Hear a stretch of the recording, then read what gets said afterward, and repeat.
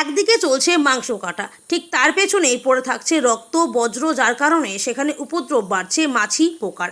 এমনই দৃশ্য উঠে এলো বারোদুয়ারি হাটে। প্রতি শনিবার হাট বসে সেখানে। খাসি মুরগির মাংসের দোকানের পেছনে সেগুলোর অব্যবহৃত জিনিসগুলো ফেলে দেওয়া হয়, ফলে তৈরি হয় দুর্গন্ধ। এছাড়াও সেখানে মাছি, বিভিন্ন পোকামাকড়ের উপদ্রব বাড়তে থাকে। আশেপাশের বাড়ির লোকেদের কথায় বারে বারে হাট মালিককে বলা সত্ত্বেও এই সমস্যার সুরাহা হয়নি। এক কথায় অস্বাস্থ্যকর পরিবেশে দিন কাটাতে বাধ্য হচ্ছেন তারা। এই সমস্যার কথা স্বীকার করে নিয়েছেন খাসি বিক্রেতারাও, যদিও হাট মালিক জানান জায়গা ছোট থাকায় এই সমস্যার সমাধান করা সম্ভব হয়নি, তবে দ্রুত এই সমস্যার সমাধানে সচেষ্ট হবেন বলে জানিয়েছেন তিনি।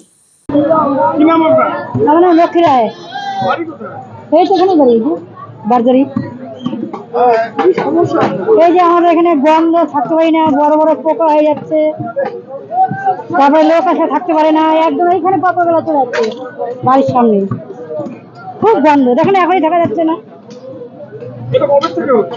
এটা অনেকদিন হয়ে গেলো, না করে 20 বছরের উপরে গেলো। হাট মালিককে বলতেছি, মাংসওয়ালারা কাটে, ওদেরকে বলা হচ্ছে, ওরা কোনো গায়ে লাগাচ্ছে না। আমরা জায়গাটা পরিষ্কার চাচ্ছি, যাতে নোংরাটা না থাকে এই জায়গাটা। হচ্ছে কি, আমার নাম কালু মোহাম্মদ, আমি খাসি কাটি।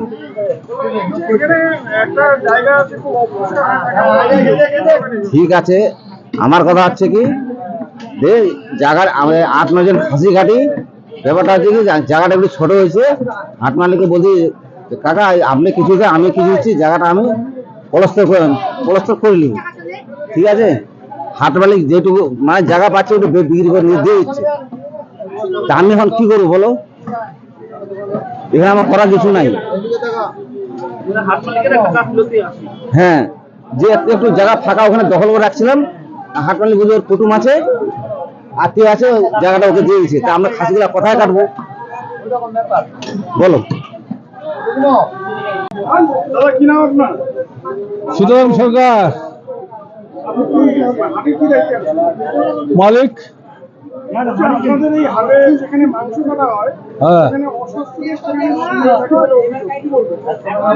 ওটা আগে থেকে হয়ে আছে, ওটা আমরা ঠিক করে নেব,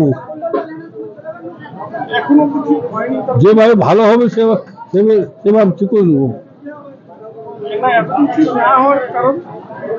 কারণ আমাদের এখানে জায়গা কম, তো এই জন্য আর কি হাটে যা।